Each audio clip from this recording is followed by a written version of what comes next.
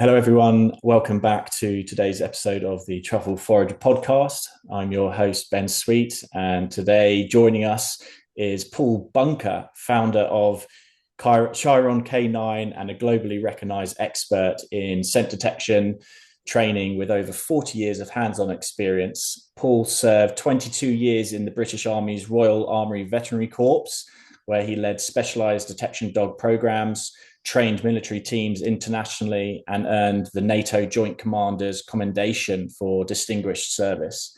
Since founding Chiron K9 in 2017, he has pioneered innovative detection protocols for everything from oil spills to endangered species conservation, making him uniquely positioned to share insights on the science and the art of training dogs to detect buried targets like truffles. So welcome, Paul. Good to have you here. How are you doing? Hi. Yeah, hi Ben. Thank you for inviting me, and thank you for everyone for tuning in and listening. Great, thank you. You came across my radar literally maybe. It was on the school platform. Not long after you created your new school community, the Detection Dog Lab. So everyone should go and check that out for sure. I was obviously interested in it because it's sort of in my wheelhouse a little bit, and then just Googled you and found out that actually super interesting story, ridiculous amounts of experience, and the perfect next guest for the podcast, really, to try and uncover where we're all going wrong with training our dogs to hunt truffles. So yeah, really excited to have you on. And without being too cliche, it would be great to just touch on your sort of origin story a little bit as it related to what got you into wanting to work with dogs, because it sounds as if you've done this your entire life, career, army or otherwise. But what was sort of, how did that come about? How did you get into dogs and detection training? Yeah, so when I was young, my parents separated, and my father lived on a farm. And weekends and summer holidays, I would go and spend with him. They had a number of dogs, pointer, border collies, or pointers, border collies, Labradors, and he would go to work, and I would spend my day just wandering the fields with dogs, hunting the hedgerows, and I loved nature, and basically spent a lot of my youth with dogs. So when it came time to leave school, I wanted to go into dog training or handling dogs. And back then, there was only two real ways you could do that. It was with the police or it was with the military. And I applied for the police at 16, but I was too short. And they said there's no way I could make the height minimum, because at the time in Lincolnshire Police, it was 5'8", I think it was, or 5'10". And they said, there's no way you're going to grow, to meet the requirements. So I went to the military, and the requirement there was you had to do adult service. So I had to join at 18. Mm. So I joined like the TA, the reserves, for a couple of years. I was in the Army Cadets. And then at 18, on my 18th birthday, I went and signed up, and it was always to be dogs, canines. Enlisted in the Royal Army Veterinary Corps as a dog trainer. And that's when my career started. Went through 6 months basic training with the infantry, and then went on to 1 year of training to become a dog trainer. We had to learn equitation, horse riding, for 3 months. We had to do a basic dog handler's course, veterinary hospital for a month, and then an extended dog trainer's course where you were given three dogs. One was half trained, one was totally green, and one was a problem. Whether that was wouldn't stop biting the sleeve, that's a piece of equipment we use train dogs how to attack, and all the welfare and everything, and you'd go on exercises. And then after that period, you would then certify those dogs, and you would be classed as a B3, as it was known as at time, dog trainer. And that's where my career started. And I just fell into that career and continued with my professional training of dogs and special projects, and just enjoying traveling the world and doing what I did with dogs. So my last 2 years was training American military in a special project. And when I retired, because you have to retire at 22 years in the military, they asked Mm. me, well, would you come over to the States and set up a program for us in detection? So I did, and that was for 1 year. And that was, I think this year, 22 years ago. Yeah, 22 years ago this year. I ended up Wow. staying, running different programs, moving into research and development with the Office of Naval Research, all detection based. Non-invasive. I don't do any invasive research, so it's all non-invasive research related to detection. And What's the 27, distinction there between, if for someone that doesn't know what you mean when you say non-invasive research, what does that mean? yeah, so basically what I'm talking about is I do applied research. So it's actual training dogs to do detection tasks, the actual sniffing end. With invasive, they would put probes into the brain and that sort of thing and measure brain waves and Oh, those sort of experiments, which I don't get involved with. So I just do the applied side. mhm. 2017, I actually founded Chiron K9 and then haven't looked back. Awesome, awesome. It's interesting when you mentioned it just sparked a part of my life which I'd almost forgotten about when you said you joined the TA initially. We were just talking before we hit record, and I was saying how I went, topsy turvy during the pandemic. Not to go into my life story, but having a bit of a pivotal moment in life and a crisis and thinking what I was going to do, I actually went down the TA route myself, but knowing I was loosely wanting to do something around dogs as well, and truffle forager had already started at that point.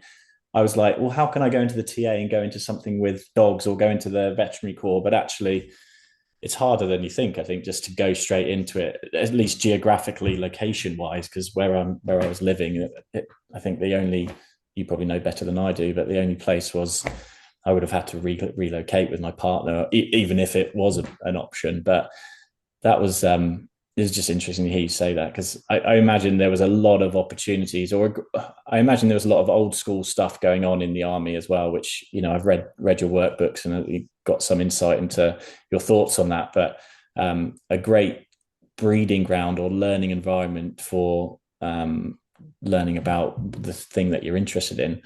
Would you say? Yeah, yeah. When I started, which is 40 years ago, over 40 years ago, um, the understanding of dog training and animal learning wasn't really in existence in the canine world. It may have been in dolphins and similar mammals, but in the canine world, it didn't exist. So back then, we took predominantly dogs from rescues and donations from the public into the military. So a lot of them were problem dogs of some sort that bit the postman, or they were guarding the couch or that sort of Mm, thing. Um, and then we turned them into military working dogs. And at the time, there was no Kong toys or using treats or clickers or any of that. It was basically a rope leash with a thick leather collar. We didn't use check chains or e-collars. There was no tools. And we had to train those dogs, and I think back to those times and realize, one, how far forward we've moved in dog training. mm, And I'm thankful for that, because there's no way I could do what I do now based on the way I originally was taught to train dogs. But also, it meant that I was given a very solid grounding in reading dogs, dog language, dog behavior, because there was just you and a leash. There was no other way to train that dog except through relationship and praise, and just petting your dog and things. That was it. That's all the mm, tool had. So while I look back and think, yeah, that was so old school and such hard work to train dogs that way, I think it did shape my communication techniques with dogs so much that, nowadays, and I do suffer way over the curve of Dunning-Kruger, that I teach people and then think this is so easy. Why don't you get this? But my background came from, having to learn so much of this body language that in a lot of times, even subconsciously, I'm just reading the dog, and I'm doing it all the time, and have to understand that people haven't gone through that grounding nowadays. With the tools, it means we can shape behavior a lot easier and not learn to that same level, intricate level of connection with a dog. So, while it was old school dog training, it did teach a lot of the skills that actually help me nowadays in my communication and connection with dogs. I've just done a training for my own stuff on communication as well, and I think I would love to touch on your sort of your overriding sort of strategy for scent detection in a second. But now that you've mentioned the body language thing as well, like I'd be really interested to hear how you would what are the key things that people need to look for um, in terms of reading their dog, because I don't know if you'll agree, but it's obviously one of the most fundamental skills, particularly in truffle hunting. Like you could do away with all the fancy stuff and all the everything really that's fancy, and if you read your dog well enough you can sort of get by and go and find truffles or whatever you might be doing. But for someone who's a bit green and new, like what are those subtleties and what are those, or maybe the obvious things to start with, and then maybe a couple of the subtleties that are lesser known that you might be able to share with us?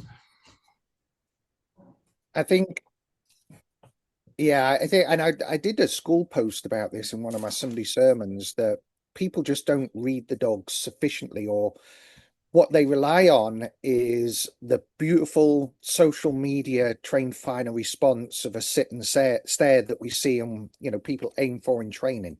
But in Mm, real life, they rarely exist. It can be a subtle head check or a little sniff of the ground and a wave of the tail, and then the dog moves on. And we have to understand why the dog does that. There's generalization, there's threshold, there's different reasons why the dog might react in that way. But those slight, subtle changes are what we need to be reading and what we need to look for, because the dog is not always going to give you a beautiful trained final response.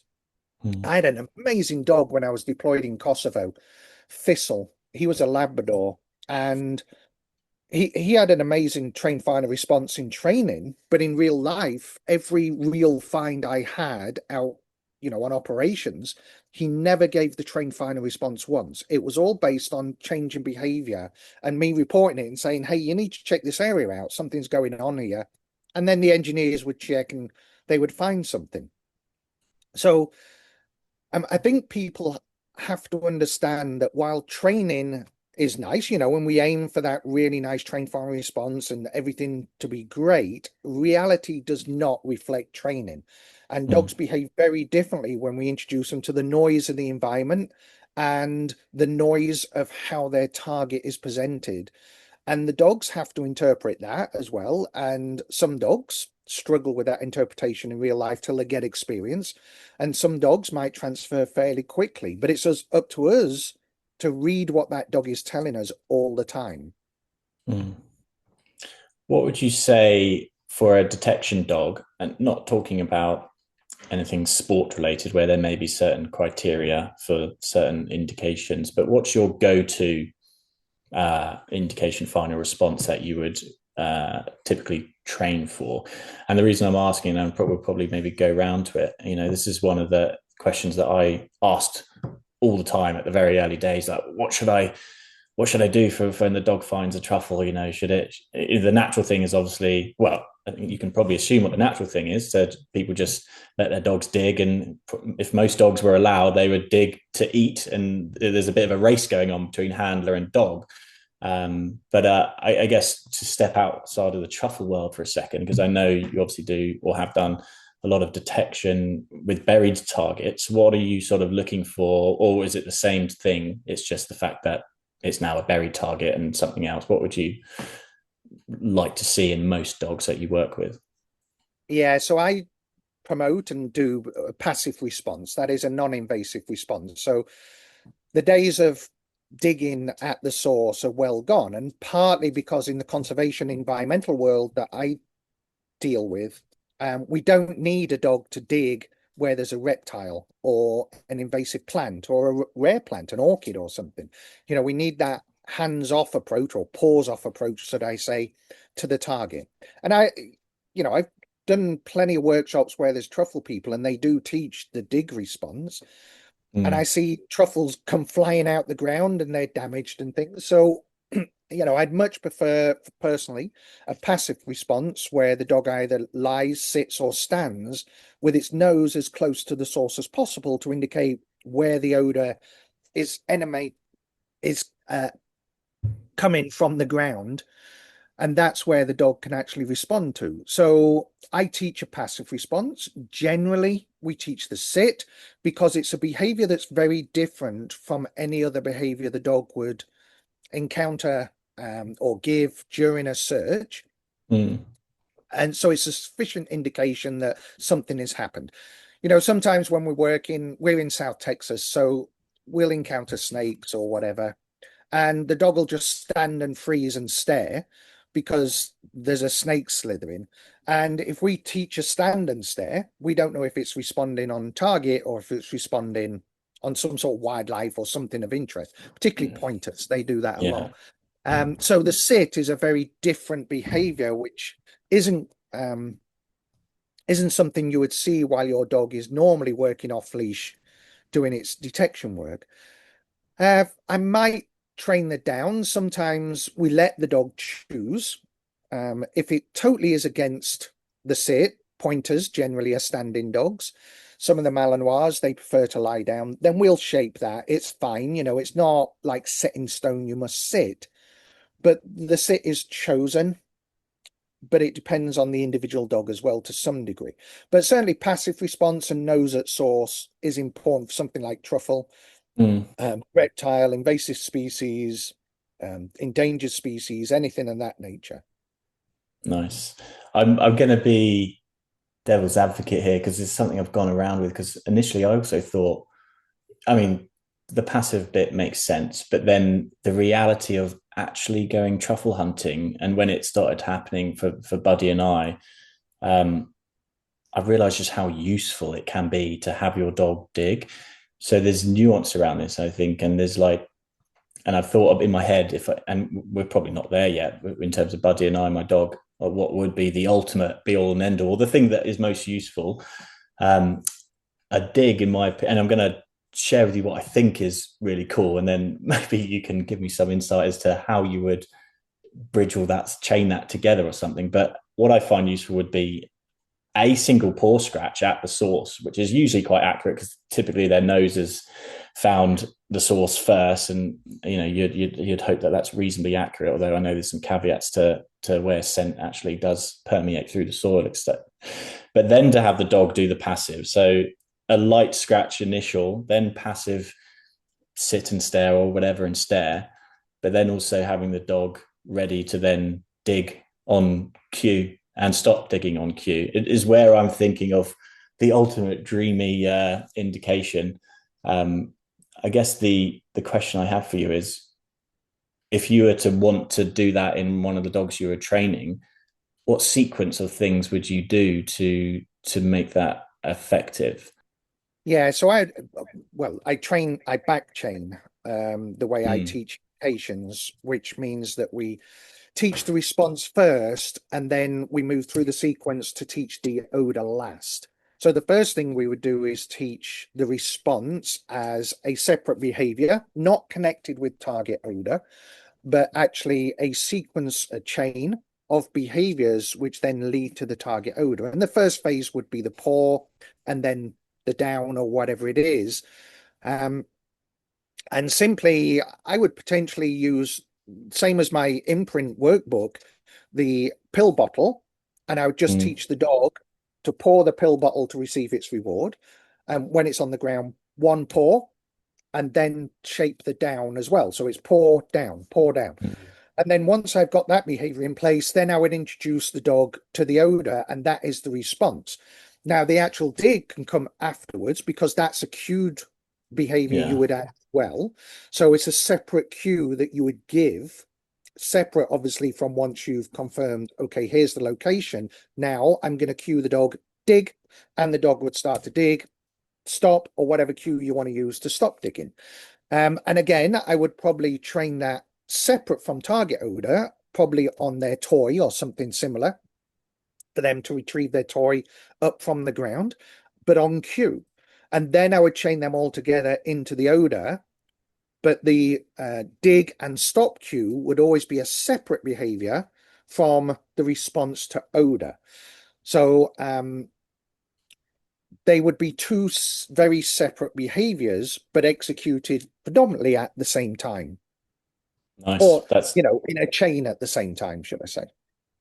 It's very exciting stuff hearing you talk about that. I'm going to have to listen back to that for sure. With the detection stuff that you've done in the past, when did you start to do sorry, I say buried detection. When did you start to get involved in doing more buried detection stuff? So I started in the 80s, but back then the way we would look for IEDs, bombs, in training was we would draw the explosives from the explosive store in the morning. We would go out, we would dig a little hole, we would place the explosives in it, cover it with sand or soil or whatever environment we're working in, and then work the dogs. And that was fine, that worked. It seemed to work. In our mind, that was as much as we needed to do to find buried targets. And then in 1999, I was given a special project to detect buried UXO and exploded ordnance in the Balkans. And we spent about a year and a half actually training the dogs to do this special project. But it was during that time I started to investigate buried odor, which had been in the ground, in this case, up to 8 years. So it wasn't a case of just digging a hole, placing your explosives in the hole and covering it. The ground had naturalized. The vegetation had grown back over it. There was no visual signs. There was no disturbance of the ground. And what I realized was through research, and there was some really good research being done in landmine detection, was that we were training completely wrong. If you're looking for naturalized buried targets, you have to train the dog that the odor reacts very differently within the environment when it's been buried compared to just digging a hole. So it was in 99 that really that understanding of the importance of communicating clearly to the dog what the odor smells like once it's buried, that I developed the way I now train buried targets. And can you give a overview of how you now have developed training buried targets? What's the most effective approach from your, and maybe you can link it into like truffles and what people would do if they were looking to train their dog to hunt truffles. Yeah, so actually I've just released my latest workbook, Buried Target Detection by Canines, for this reason. Yes. And That's the the one. protocols within that are exactly like I would use. So we can start as simple as using mason jars or glass jars, placing our target in there, using native soil and naturalizing the target within that environment over a period of time, and then exposing the dogs to its target just under the soil in jars. Would you start We with soil on day one of introducing the target odor, or would that come in a later phase? Yeah, it's later. So we start by actually imprinting the dog on its clean target, so Yeah. it understands its target. And then we start introducing it to the soil. So the first step is we actually just place the target on top of soil and then just level with the surface, and then start burying it in centimeters in different depths and ages through the soil. That's one step. We use the TAD, the training aid Yeah. delivery device. Other protocols include making a solution of the soil, which is very good with truffles, where basically the truffle is introduced to a clean water source. It's allowed to sit for 24 hours or more. And the molecules which normally dissolve into the water, the moisture within the soil, dissolve into that water source. And then we spray that on the ground. And now we have the molecules which would present at the surface through the interaction with water. And then we make something called pucks or plugs. These are compressed native soil which contains the odor of the actual target. And we use them by placing them into the ground. But because they're made with native soil, and the only difference is your target, now we have our target in integrated into the soil matrix, and the dogs understand the ground is productive. And there's two main things to consider here. One is dogs air scent predominantly. They follow the plume which is carried in the air, and that's how we train them. But on buried odor, there isn't necessarily going to be a plume in the air because the molecules are affected in two different ways. One is what I term venting, and this is where molecules are able to leave the target, which is buried underground, and move through crevices and cracks and get to the surface and then dissipate away from the surface. Now, in some cases, because the ground acts as a filter, you're reducing the quantity and quality of those molecules that get to the surface. And then when it gets to the surface, it dissipates so much that actually it's too dilute for the dog to be able to detect it in the air. So the dog has to understand that the ground is productive and actually search the ground, not run around with its head in the air looking for a plume, an odor plume. The other way that molecules get to the surface is through the water table or moisture in the soil, whether this is from rain, dew, natural moisture content, whatever it is. So molecules that are dissolvable dissolve into that moisture and then are transported to the surface, in which case what is formed I call a footprint. And again, we need to teach the dogs that the ground is productive, and to sniff the ground is where you would locate this footprint. And that's what Is you this need. when you would use the water as spray to teach that the Yeah, ground is water footprint, spray or and the plug puck technique. So the ground is productive now, but the water spray is introducing the dogs to the molecules that are dissolved from whatever the target is into the water, because not all molecules are dissolvable. So when we take our target as a whole, the air scent being given off is those lighter molecules that are able to break away from the actual source. When we actually place that underwater, it's only the dissolvable molecules that are able to move through the water and get to the source. Those molecules that can't dissolve, they could be moved as particulates if there's a good movement of the water that can physically pick those particles up, but otherwise they don't appear in the headspace, the smell of the actual target. So by dissolving molecules into water and presenting that to the dog, now we're actually communicating to the dog, okay, this is your target, but when it's dissolved in water, this is what it smells like. And it can be very different. And we have to communicate to the dog that difference. Otherwise, why would the dog respond on something that actually doesn't smell like my target? In particular, I call them pedantic dogs, but they're called conservative dogs. These are dogs. So there's two types of character of a dog. Liberal, yeah, I'm stereotyping a little bit.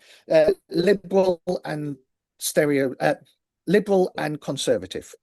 Yeah. So yeah, so liberal dogs generally they would be things like spaniels, high drive Malinois, some German shepherds, those sort of things, and they generalize very easy to targets.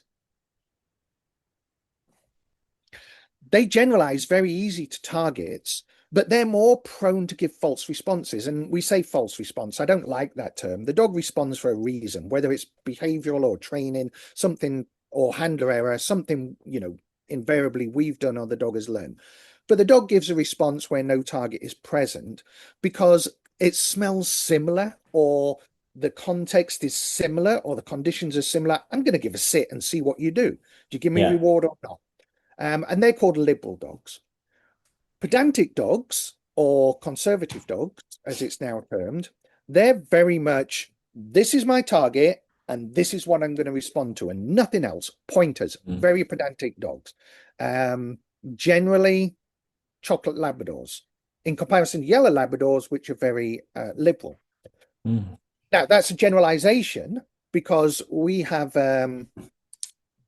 dogs that, you think, okay, this dog's going to be a generalizing dog because it's a spaniel, and actually it's not. It's very pedantic. So it's generalizing, those behaviors. But there are two types of trait that dogs have. With a pedantic dog, if we teach it the headspace of a truffle, When it smells the diluted smell of a truffle, it might say, that's not exactly what I'm looking for, and I'm not going to respond.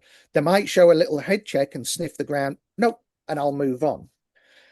With a liberal dog, they might say, oh, that's close enough. Give me my ball, and they'll give you a response. So we have to understand that.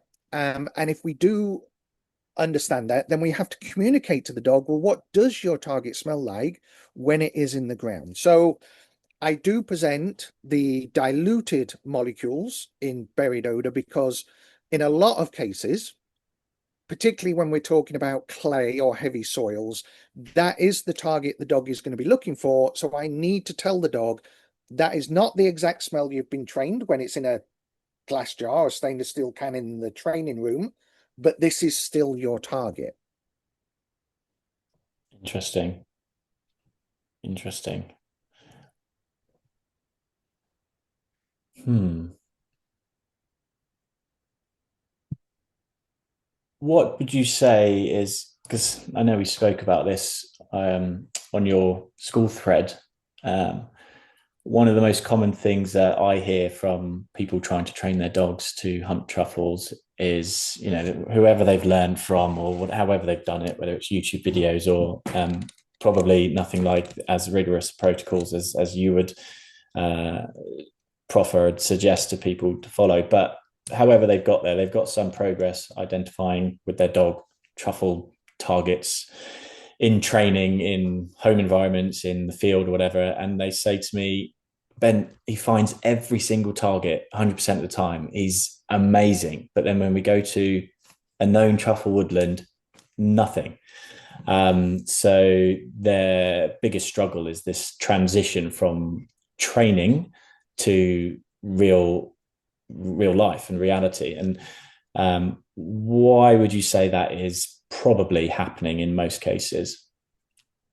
Again, I think it's communication of the target odor within its natural environment, and you're not presenting that clear communication of what the target odor smells like during your training phase. Part of the problem there is that you're just relying on the actual smell of a truffle, whereas, as discussed, once it's buried, that smell changes both in quantity and quality. And threshold is one problem in that if we always train the dog on a high threshold of odor, one, the dog's sniffing behavior reduces because I've no reason to run around sniffing hard. Why work hard when I can just run around with my mouth open and hit a brick wall of odor and it's not difficult? So to increase sniff behavior, we reduce the amount of odor and we reduce the threshold. Also, we've done research, and I was part of one of the research trials that demonstrate that if you train the dog on a large amount of threshold of target, and then the target is presented in a lower threshold, the dog will naturally ignore anything tenfold below the amount it's been trained on. So you have to reduce the dog's threshold capability again by reducing the target odor. And we can do that a number of ways. One is using the techniques to actually alter the odor to be more representative of what you would find in the field, but also reduce the threshold of the odor. And one of the ways you can reduce threshold level is physically by reducing the surface area available for odor to come out. And that's a concept that people generally don't understand. It's not the quantity of the target that your dog that has a interference with the amount of threshold coming out. It's the surface area. So I have a cup of coffee here. You can't really. Well, Yeah, actually, just a about. podcast. I have a cup of coffee. So Yeah. if my and there's an opening in the top of that cup, and the opening is the only way that odor can come out from your coffee. So when you smell your coffee, it's coming out the top. There's no smell coming out the sides or bottom. Molecules cannot move through the substance of a cup. So we have an opening at the top that allows so much coffee smell to come out. Now, it doesn't matter if that coffee cup is full, three-quarter full, quarter full, or just barely a little in the bottom. The surface area, the opening at the top of that cup is exactly the same. And the amount of odor coming out is almost going to be exactly the same. However, if I take a full cup of coffee and throw it on the ground, Now my surface area is 3 meters square. And that surface area all gives off the coffee smell. Now, there's so much more coffee smell in the environment than in the coffee cup, but it's the same amount of coffee. And it's surface area, which is very important. So when people train on truffles and they take a nice round piece of truffle and place it in a jar or a can or something, they're actually presenting a very big odor picture, which is continually refreshing itself, regenerating that odor and putting it into the air. By simply placing a lid on top of that container that has just one hole in, now the only odor that can come out is through a tiny hole in the top. The amount of odor coming out is reduced significantly. So therefore, the threshold is reduced significantly. So now we don't get that big, easy plume for the dog to find. Actually, the dog has to search hard by using its nose. The TADs, they have a sequence of lids you can purchase now, which reduce the hole size in the lid of a TAD down to, I don't know, a millimeter or something.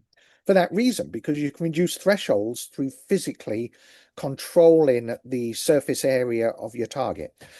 So there's a couple of reasons. One is the presentation of the odor is very different in real life. Well, there's probably three. Another one is the dog doesn't understand that the ground is productive and is still looking for the air plume. And also that the way that odor is presented, the threshold is much lower than it is in a training context. And we have to train all three of those techniques to the dog.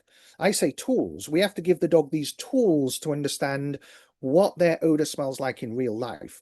That gives the dogs confidence to go out and actually search and find things. And if we give the dog confidence, then we can reinforce that when it's correct. And then generally the dogs move forward very quickly during the transition phase. But there is a transition phase, and I actually train any of my training that's done in the training environment. We call it the lab, but in the training environment, I spend a period of time in transition into real life, even on the first ever real search. I will still click on sniff. I never wait for a trainer final response, and I will jackpot that click on sniff because I want that transition phase to happen very quickly, because that gives the dog the understanding, the experience, and the confidence to actually find what it's looking for. But I think the biggest problem is people think that, well, I've trained my dog in the lab or the training room, whatever it is, and I'm ready. And you're only part ready, and you're not preparing your dog for real life. Oh, so many questions that came out of that. On the transition bit, the first part of the question is, I guess for an average dog that you would work with, so I guess detection primed, how long would you expect that transition phase to last, and how many reps or even how many sessions would you be? How would you phase that out of the just rewarding on behavior change versus expecting more? Yeah, so typically it's just 3 exposures to real life targets, no more than that. And if you're, I use clickers as my mark. My dogs are very strongly imprinted on the clicker.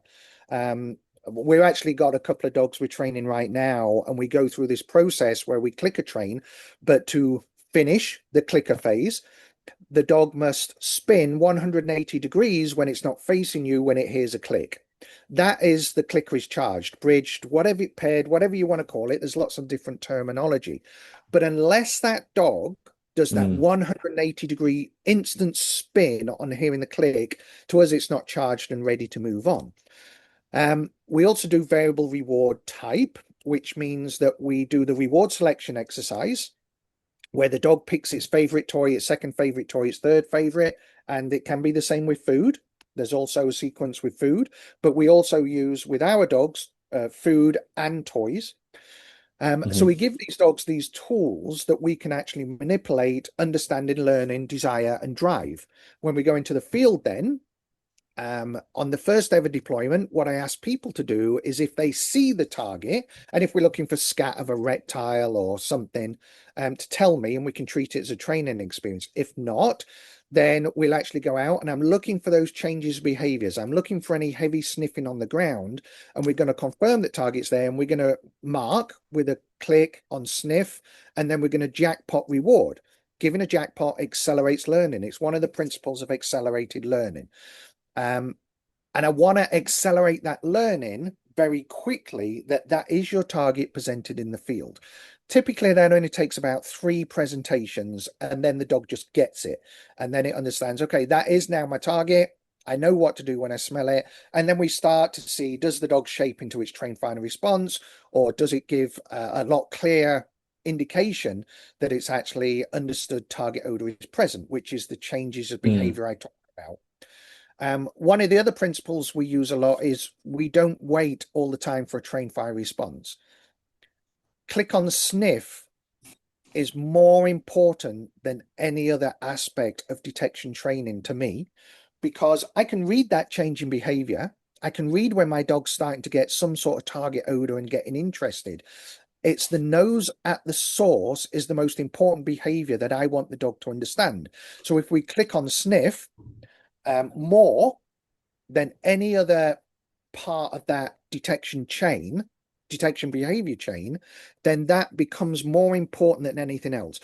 So the dog understands I have to get my nose to the source. If I don't hear the click, then I can go into a trained final response and I can wait for everything else that normally happens. But actually, the most important phase for me is show me where it is. You don't have to give a trained final response. And as I said with Thistle, he never did. And that's not important. My job is to read what you're telling me. And if you're so over aroused, or the ground is hot, or the ground is rocky, or there's something there that prevents you from sitting for whatever reason, it doesn't matter.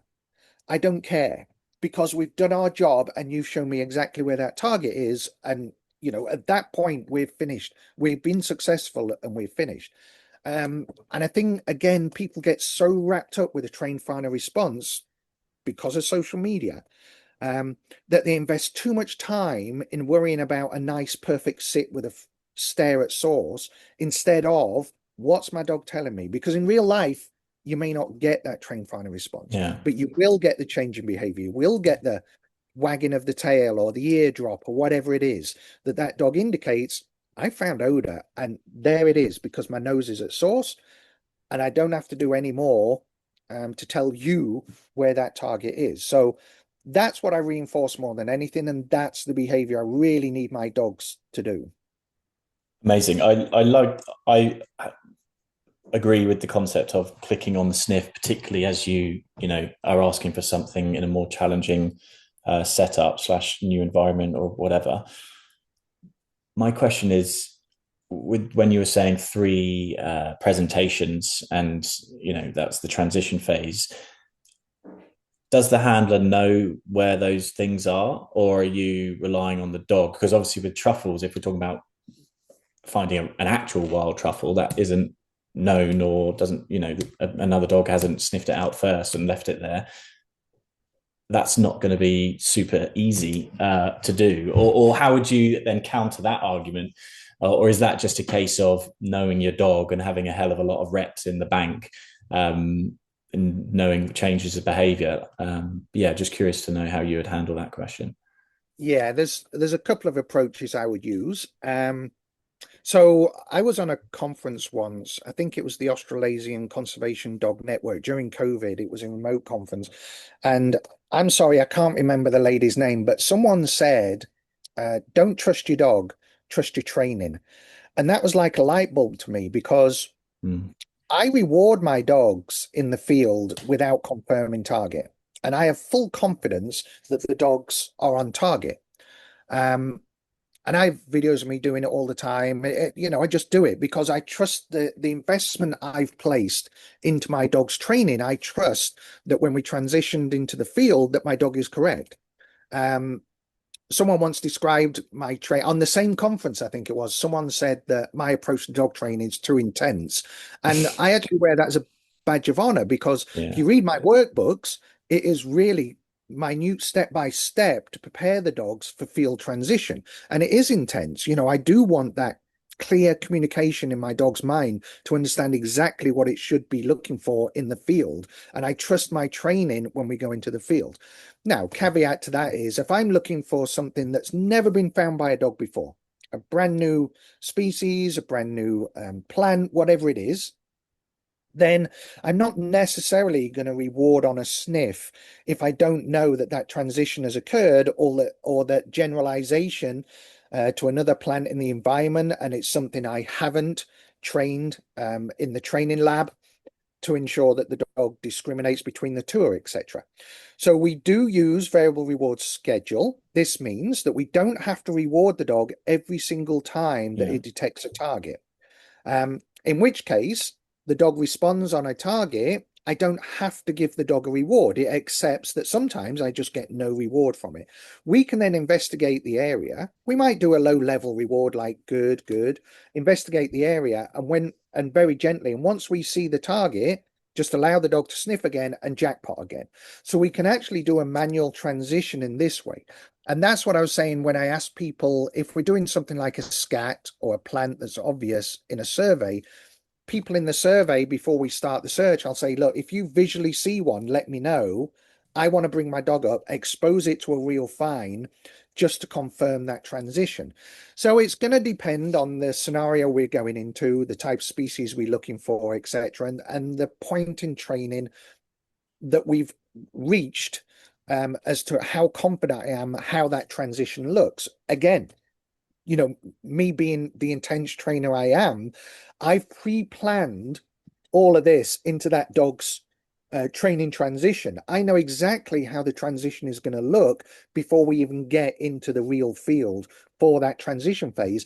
And then I brief everyone accordingly. This is what's going to happen. You will see me not reward my dog, but I might investigate the area. Stay away.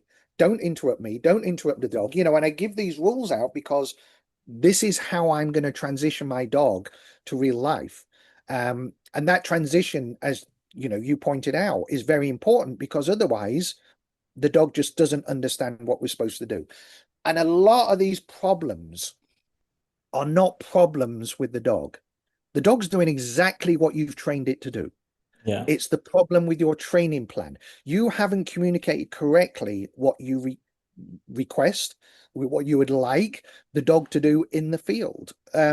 So the dog does what we've taught it to do, and that's it. Dogs are not malicious, as much as people try and say things like this, or he's just doing that for this reason. No, he's doing it because you've trained a particular thing, and he's falling back on that training, whether he's doing exactly what you've taught him to do, or he's not 100% sure what he's supposed to do and he has to fill that void. And I say I only work female dogs myself, so but that dog is then filling that void that exists because you haven't communicated clearly, and making up behaviors into that void because, well, I don't know what I'm supposed to do, so shall I do this, shall I do that, because we haven't been clear in our communication. So it's not fair on the dog for us to not arm it to go into the field to be successful. We have to be there to support our dogs and actually communicate what success looks like. Yeah, and it sets up the handler to just potentially get frustrated and have that all filter across when they're not finding truffles fast enough and all this stuff. Um, that's a great answer. I've often had it said to me by other truffle dog trainers that truffle dog training is an odour-messy sport, and essentially, therefore, odor discipline as in your training, and being careful about contamination and all this sort of stuff, almost to an extent just throw it out the window and just don't worry about it and just crack on. I have always felt very resistant to that, especially the more you learn from people like yourself about detection dog training, and just learning the logic behind how a dog actually learns, and scent profiles and all this sort of stuff. But what would you say to truffle dog training being an odour-messy sport, and yeah, what would you say to that? Because I think partly where they're going with it So is that odour-messy, the handler always has, when you find a few truffles, you've got truffles on your pockets, it's in your hands, and when I don't know, but I guess as it relates to training. Yeah, that's what I was trying to get across. Yeah, so odour-messy, yes, it is very messy. And just like I train for oil spills, and oil is so volatile, it gets everywhere, and I have to be so careful with oil, but truffle's the same.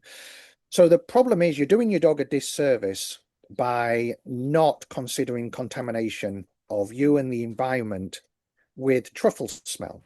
And again, I was involved in the research of this. It is available, open source research, which demonstrates you can calibrate a dog to certain levels of odor. So that means you can take a known odor you've trained the dog on and teach it to ignore smaller amounts of or larger amounts of that same target odor. As I said previously, dogs naturally will self-generalize to anything tenfold above or below the target odor you've been training it on and ignore anything below those levels. You can reinforce that and actually teach the dog, don't look for small amounts of odor and don't look for large amounts of odor. And you can reinforce that inadvertently in that if your equipment, your areas and everything is contaminated with the smell of truffle, the dog learns, okay, I get no reinforcement for this small smell of truffle or even this large smell of truffle. I only get reinforced for the level you train me to find as a source. The fact that we actually work the dog, it smells this small amount, it either gives a change in behavior or it might give a false response or a response if it's a liberal dog. And we say, no, move on. I didn't place anything there. By moving the dog on, it continues with a hunt, which is reinforceable, and then it finds the truffle you've planted and it gets a reinforcement for that. You are training the dog to ignore small or large amounts of odor. The other one is that because the environment continually smells of contamination of truffle, the dog learns, well, that's a baseline smell of truffle. It's everywhere. I don't get anything. I don't get any reinforcement for smelling that. I'm going to learn to ignore it. So when you go into the field, now we've calibrated our dogs to a certain level of truffle smell. And you are missing those nice big truffles or those really nice small truffles because the dog has learned, well, actually, I get no reinforcement for that amount of odor. I'm only going to look for the similar odor that you've trained me to find and within that bandwidth that you've trained me to find. So I think it's critical that people take contamination importantly because you're doing a disservice to your dog Mm. and you're also doing a disservice to your capability of finding truffles because you've calibrated the dog not to respond on certain levels of truffle. Carrying them in your pockets, etc. Yeah, it's context. If truffles are always in the ground, your dogs will learn context that those in your pocket are not important and don't look for them. Look for the productive ground, which goes back to the very start of this podcast. We need the ground to be the productive point of odor, not the air scent. And the dog will learn context. I have to look for the footprint in the ground, and that's what gets me my reinforcement, not what you carry in the pocket. And we think about the military, we carried weapons on us all the time, and yet our dogs were trained to find weapons. The context was soldiers always carry weapons. I won't respond on a weapon that a soldier's carrying because it's not reinforceable. But out in the environment is where I need to find it. Now, having said that, I may or I would use gloves to handle truffles, or I'd carry alcohol wipes and just wipe my hands down, etc. So I'm not contaminating everything. But I think contamination in the environment is doing a disservice to your dog training. Mm. And then you're going to blame the dog, and it's not the dog. Yeah. Um, and how much of a importance does oh no, I don't want to ask that question just with the time we've got. I'll ask that if we've got more time at the end. But what I was going to say was, oh, just blanked, just blanked. Um,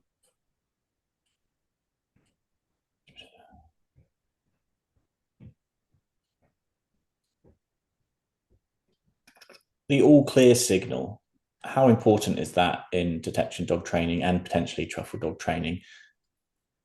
It's a tool we teach all our dogs. So it gives the ability of the canine to communicate no target is present. Now, it was what, 7 or so years ago. that actually Dr. Nathan Hall, I was doing training some dogs for research that he was conducting, and he said, I need you to train the dogs in an all clear. And basically, the all clear is a formal response the dog gives when no target is present. Because in research, you need to know if the dog can detect target or can't detect target. When I said to him, well, why would you reward the dog when no target is present? And he explained it that, well, when we work our dogs and there's target present, the dog gives a response. It's correct, isn't it? And I said, yeah, it's correct. And he said, well, when they work the dog and there's no target present and the dog doesn't respond incorrectly, it doesn't give, the sick response as a false response, and it just moves away from that lineup or whatever it is, it's correct. And I said, yeah, it's a correct choice. He said, well, why don't you reward correct choices? And I was just like, oh man, that is, Yeah. that makes perfect sense. The dog has made a choice, and either of those choices, target present gives a response is correct, no target presence and it moves away, that's correct choice. So reinforce it. So we now train all our dogs in the all clear because it reduces stress, it reduces frustration, it reduces anxiety. For those dogs that see that finding target is the only opportunity to get reinforcement, it can lead to false responses because as the search goes on, the dog sees that opportunity to receive its reinforcement diminish more and more. The only opportunity to get reinforcement is either Mm. sit or whatever its trained finder response is, or find target. It's not finding target, so I'll just sit and see what happens. By giving the all clear technique protocol, it means that dog now has a tool to say, hey, I can't smell anything. And it comes back to us. In our case, my dog's just come back and stand in front of me, and it knows it's going to get a reinforcement for saying there's no target here for me to smell. That now takes away all the stress, anxiety, frustration, and it also means you don't have to false respond anymore. Mm. So now we have a very balanced, confident dog that isn't driven by the reinforcement of target always being present. It's driven by the fact that target is or isn't present, and both those behaviors are reinforceable. Now, we don't necessarily use that in the field, like if you were surveying for truffles, because you don't know if there's target present or not, and there's no defined boundary for the dog to be able to tell you, well, there's no targets here. At the end of a survey like that, we normally do a behavior which allows the dog to be successful and receive a reinforcement. So it might be a sit on whistle, might be a get over, whatever it is, but it's reinforceable at the end of a negative survey. But in training, in research, in room searches, anything like that, the all clear is an important technique to actually calibrate or to enhance the dog's capability to be this communication tool, if you want to call it that, but Yeah, this yeah. method of communication to say there's odor here or the odor isn't here.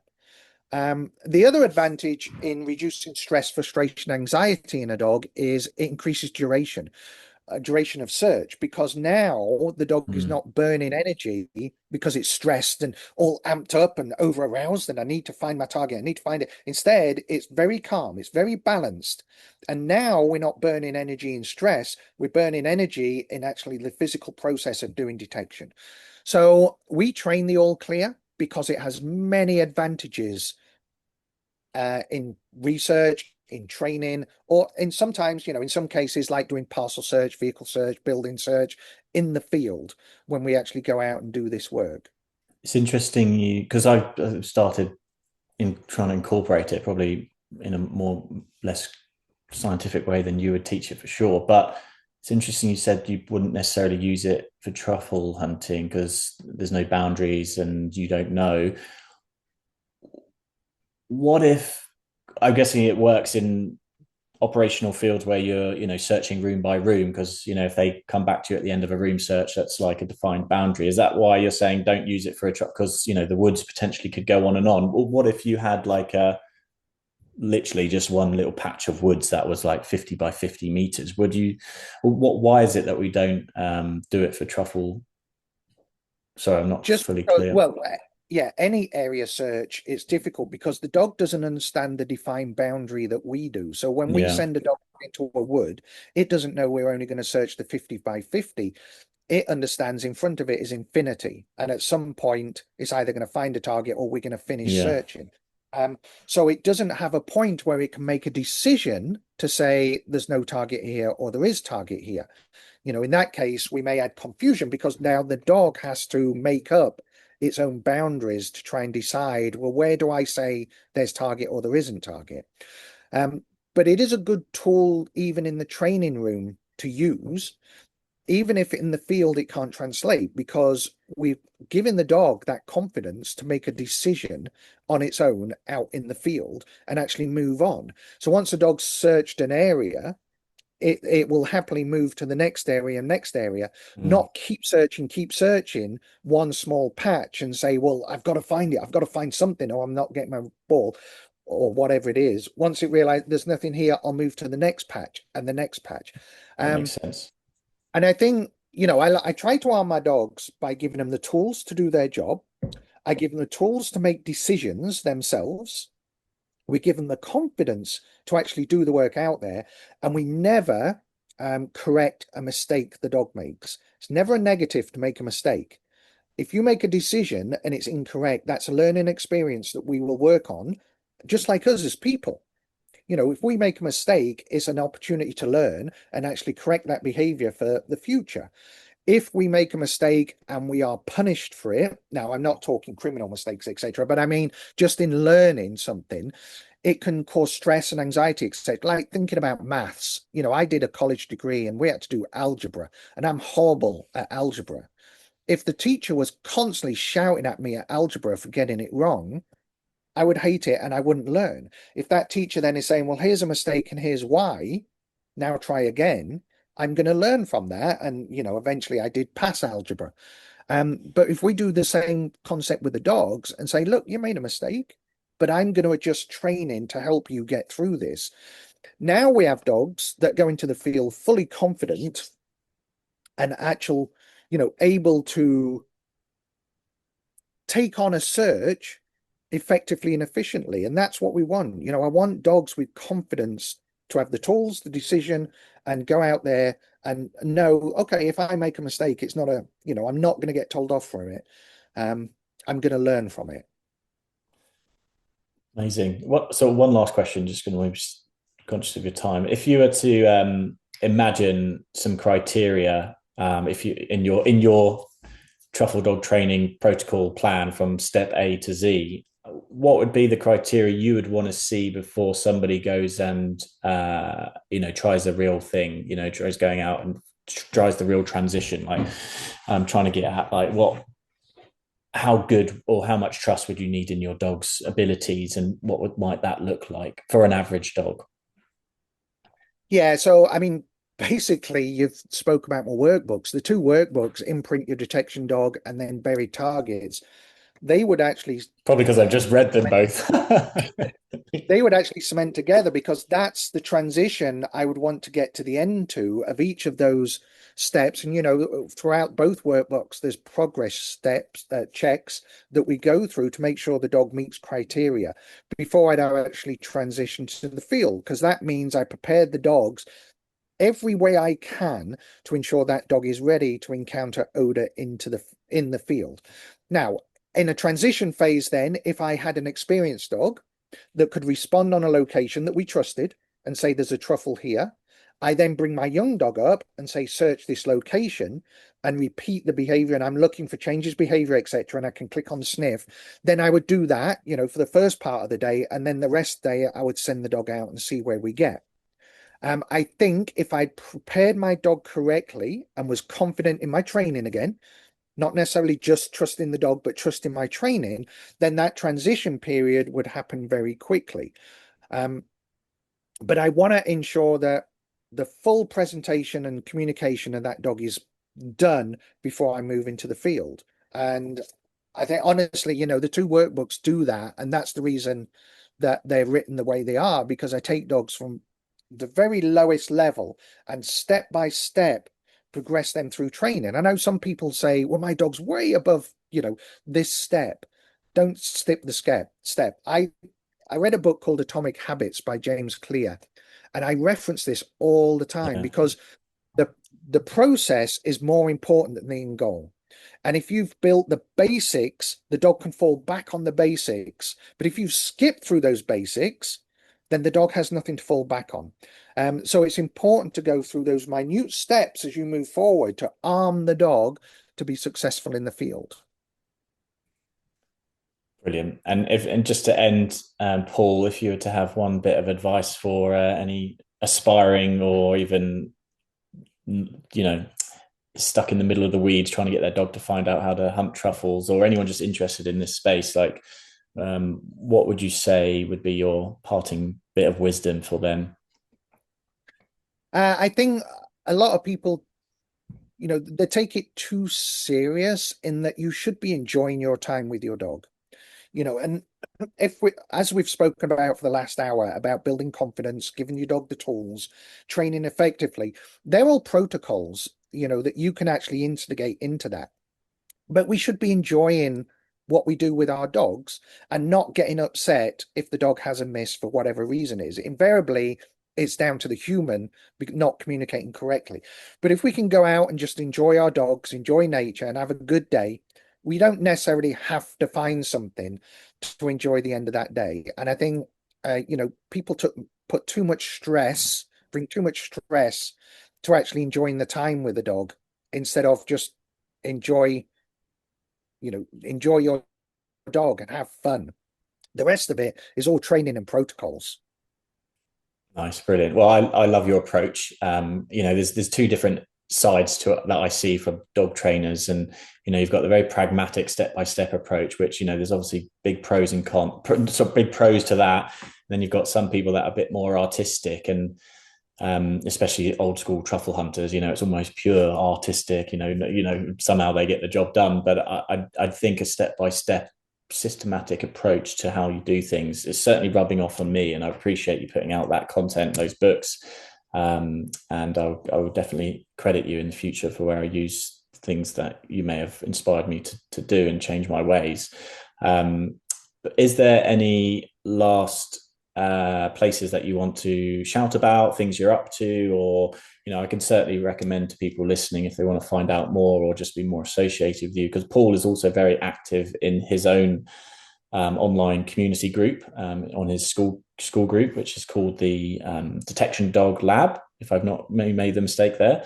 No, So yeah, we'll help you get connected to that, and then his workbooks as well, which is the other good bits of content. But is there anything else, I guess, you wanted to share, plug, or anything else?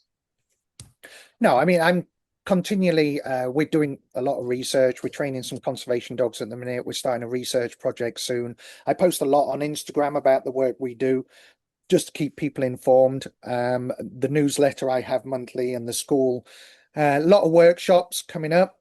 Buried odor is obviously a popular one, and buried odor, I actually do specific ones for truffle detection as well, where group of truffle people get me together and we go through the buried odor protocols, etc. So Well, we might have yeah, to it's do that changing next all the time you're time. over in the UK. That would be quite a cool thing to organise. I've got a hot community, Reading and Willing. I'm sure that would love to learn from you for a workshop, which would be quite cool. Yeah, I'd be happy to. I come back 3 times a year minimum, and do workshops every time I come back of different degrees. I'm booked for the rest of the year, but I do make trips back and I do workshops. So um yeah, I mean, I do what I love. I'm paid for a hobby. I love Mm. training dogs. That's what I do. I love going in the field just as much with my dogs and actually doing operational searches. So around 40% of my time now is actually doing the work myself. Mm. 50% would be doing research and training. And then 10% I do workshops, etc. So I'm paid for a hobby and I love what I do. And I hope that I can pass some of that information to the community, and they learn a lot from my 40 years, starting with rope leads and leather collars and no toys to where we are now. And I think now is a good time for people to start to learn effective training techniques, protocols, and the way animals learn, using variable reinforcement, using variable rewards, using the all clear.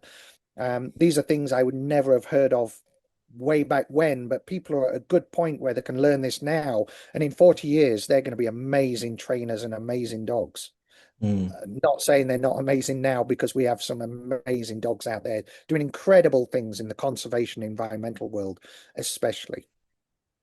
Nice. And I know you mentioned you're busy training dogs now, I think for many of your days during the week. Like, what are you actually training those dogs for, just out of interest? Because it was one question I wanted to ask. Yeah, I've got two dogs at the minute, which we're training for invasive mussels, that is water mussels, for a client. I Mm. have one dog I've just got myself, which will be my new detection dog that I'm training her to get ready. We have two dogs, Malinois, up at Texas Tech University doing research into generalization of detection dogs. They'll be coming back at some point, and generally, with those dogs, I donate them out to law enforcement agencies that can't afford to purchase their own dogs. So those dogs, one of them is hopefully at the minute going to be a human remains detection dog, looking for victims, obviously, and the other one an explosive detection dog, protecting the community with a law enforcement official. And then we should be getting a couple of more dogs soon for a special research project. So, Mm. it's varied. It changes all the time as to what we are doing. But as long as I'm training dogs and have an opportunity to go out in the field and actually do searching, then I'm happy. Nice. And do you have a plan for your own dog? You mentioned there, but you didn't mention what sort of thing you're going to train her on. Is there a plan? Yeah, at the minute, I'm taking her through my workbook, which we do Yeah. all of our dogs. I am using a neutral odor, so she will go through um, the buried odor workbook as well as some other techniques that we teach on a neutral odor before I make a final decision which her target is going to be. Originally, she was going to replace or be the trained replacement for Poppy, who is now 7.5, my oil spill response spaniel.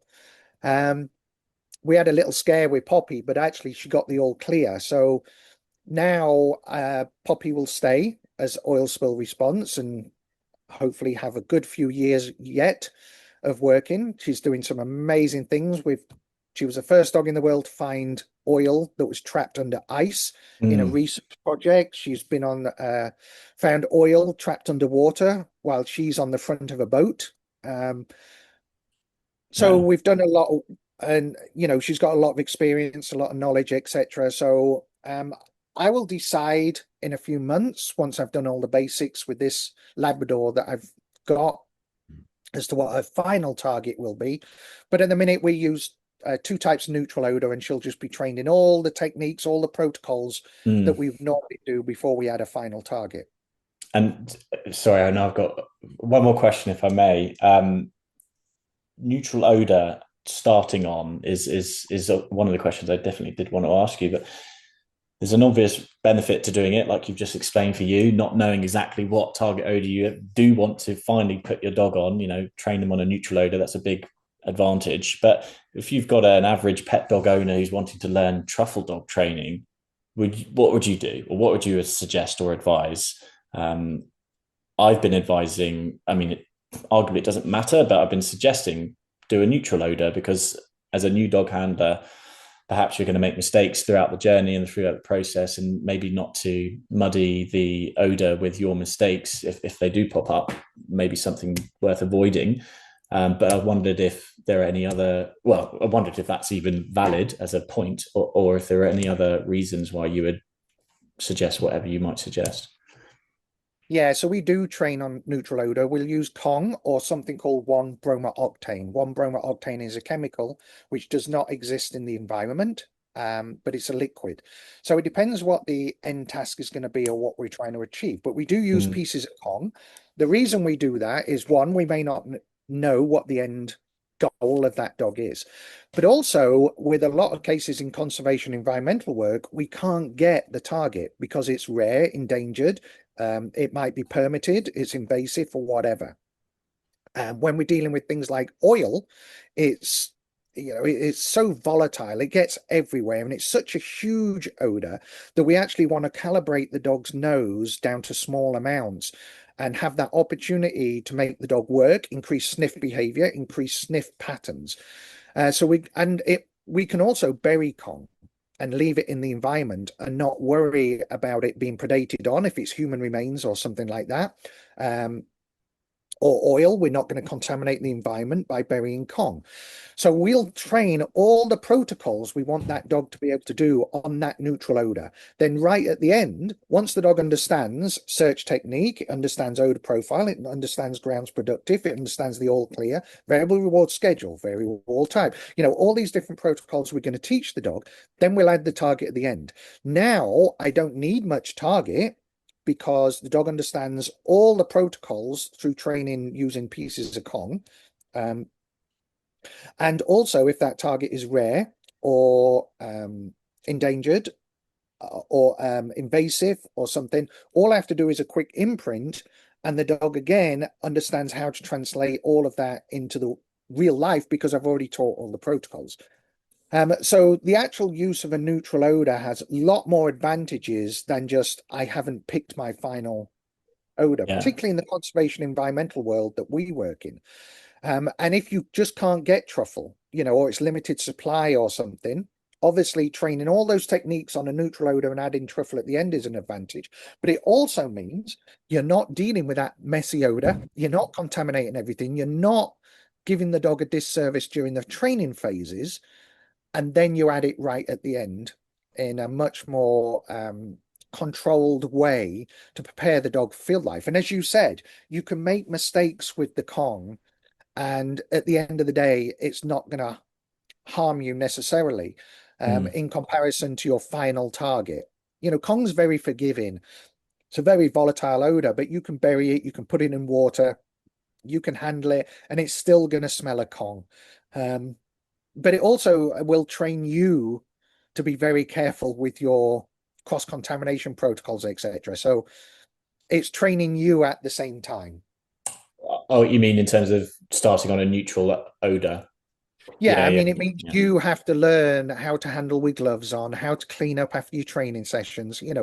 It teaches you as a person all the muscle memory skills you need to handle Mm. actual target effectively while using Kong. Awesome. Thank you for giving your time up there today as well. It's been amazing. So yeah, and if anyone listening, your website, if you could just remind us what that is, we'll share some links. But I don't want to hash the pronunciation again.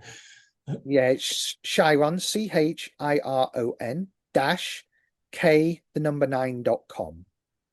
Awesome. Brilliant, Paul. Thanks again. And I look forward to connecting with you again soon.